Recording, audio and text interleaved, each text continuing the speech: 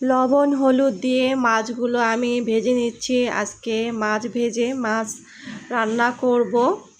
এখানে পেঁয়াজ আমি ভেজে নিচ্ছি। পেঁয়াজ ভাজা ভাজা হয়ে গেলে এর মধ্যে আমি দিয়ে দিব কিছু কাঁচামরিচ।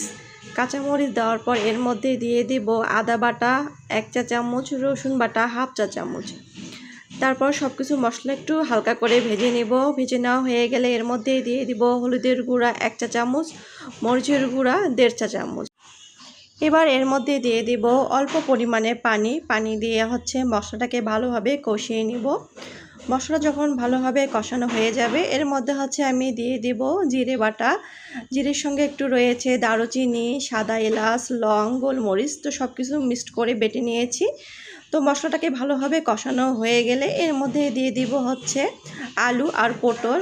আলু আর পটল দিয়ে মশলাটাকে খুব ভালোভাবে কষিয়ে নেব এবং এখানে একটু পরিমাণে পানি অ্যাড করব। অ্যাড করার পর এই আলু আর পটলটাকে আমি কিছুক্ষণ কষিয়ে নেওয়ার পর আমি ঝোলের পানি দিয়ে দেব। তো ঝোলের পানি দেওয়ার পর আমি একটু পটলটা আলুটাকে আমি হাফ সিদ্ধ করে নিয়েছি কিছুক্ষণ জাল দিয়ে। এরপর আমি একে একে সবগুলো ভাজা মাছ এখানে অ্যাড করলাম।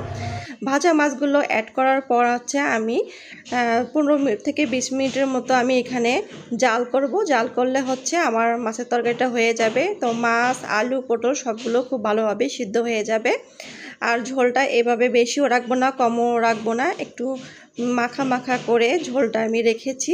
তো এই তো এখানে আলু, পটল এবং মাছ রান্না হয়েছে। তো এই মাছের ফাইনাল লুক। তো সবাই ভালো থাকবেন, সুস্থ থাকবেন। আল্লাহ হাফেজ।